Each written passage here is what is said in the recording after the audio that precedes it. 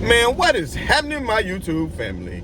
Of course, it is your boy B New. I'm coming at you on this Monday. And first and foremost, as always, want to send out positive vibrations and blessings to anybody who could be listening.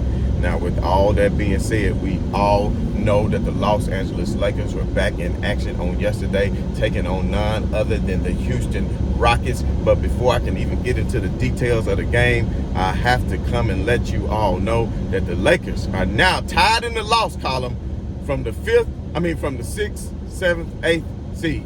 38 losses do they all have, including that of the Clippers, the Golden State Warriors, the Los Angeles Lakers, and, if I'm not mistaken, the New Orleans Pelicans.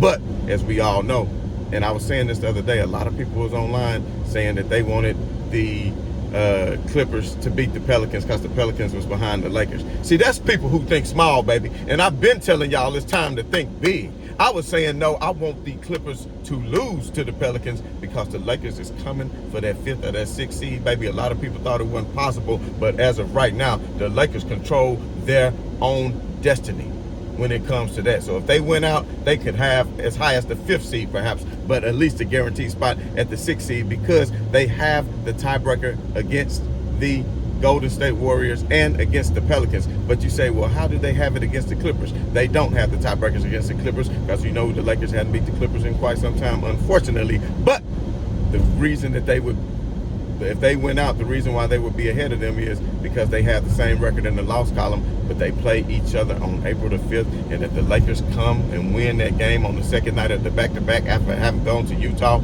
then the Lakers will be ahead of the Clippers in the standings. And I'm telling you what, baby, they will be safe out of the play-in. And I've been saying this new look Laker team was going to do that. Go back and watch all my episodes. If you're a new viewer right now, go back and check it out. I predicted this since the trade deadline. I said it was a new look team. Even when LeBron James went out, I said that they would be able to sustain. Everybody thought I was crazy, but I said put your money on the Lakers to go to the finals and win you some money, because I'm telling you right now, who are you going to get to stop them? With AD playing like that, AD has pretty much scored, 37 points in the last 4 out of 5 games. Last night got you 40 points, 9 rebounds, and an assist.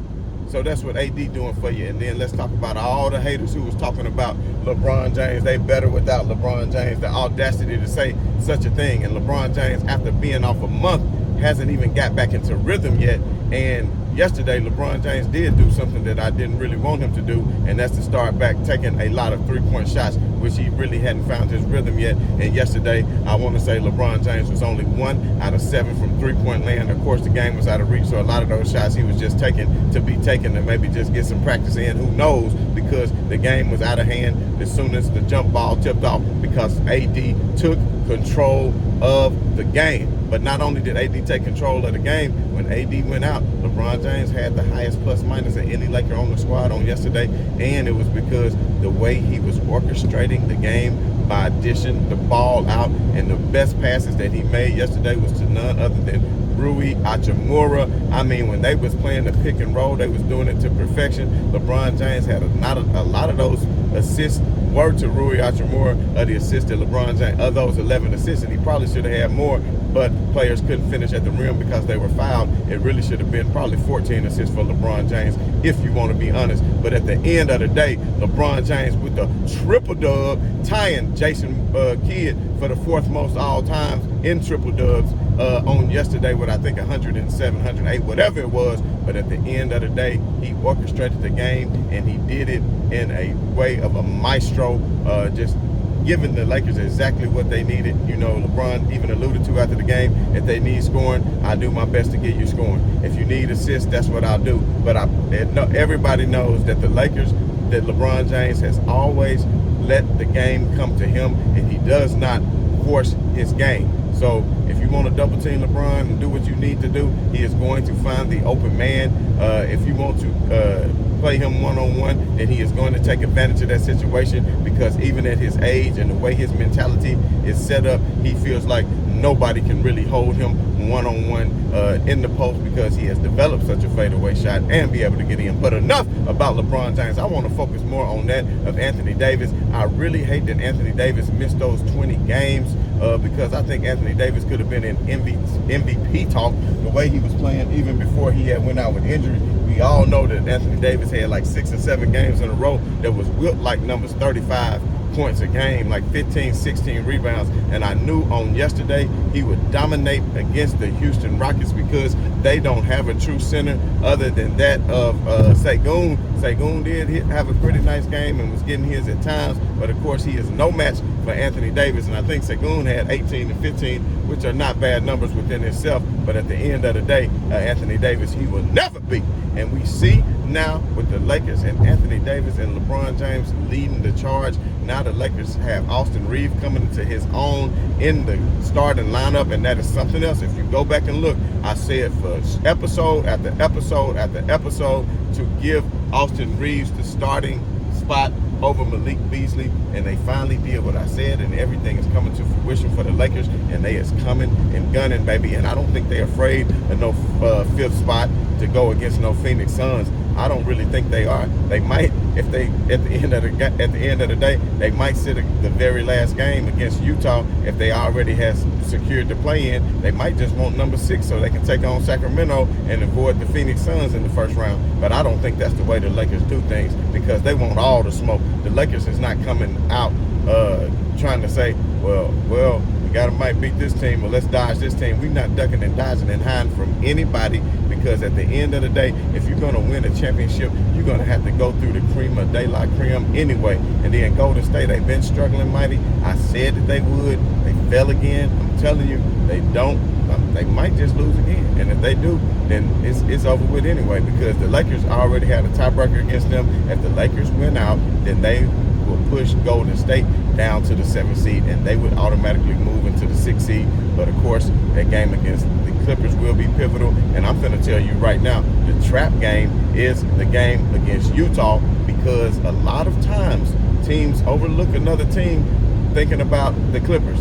So they're going to be thinking about the Clippers and what they're going to do on Wednesday night. You can't get past Tuesday night, because Utah, they pretty much solidified what they're going to do. They're not really going to be in the play-in more than likely. I don't think they've been officially eliminated, but they might just be in the trying to get them a good draft pick, you know what I'm saying? But at the end of the day, when you go into Utah and you go into those mountains and that elevation, it is tough to get a victory. That crowd is always a raucous crowd, and not only that, playing in that elevation always gives them advantage. I'm telling you, 2 of the hardest places to play in the NBA is at Denver and at Utah, because both crowds are energetic, but both of them have a very, very high elevation, which causes a more thin atmosphere, and it's hard to catch your wind. But the other players who play there at home throughout the year, they are used to it, so it is not much of a disadvantage to them, because if you live and reside there, that's something that you become adapted to.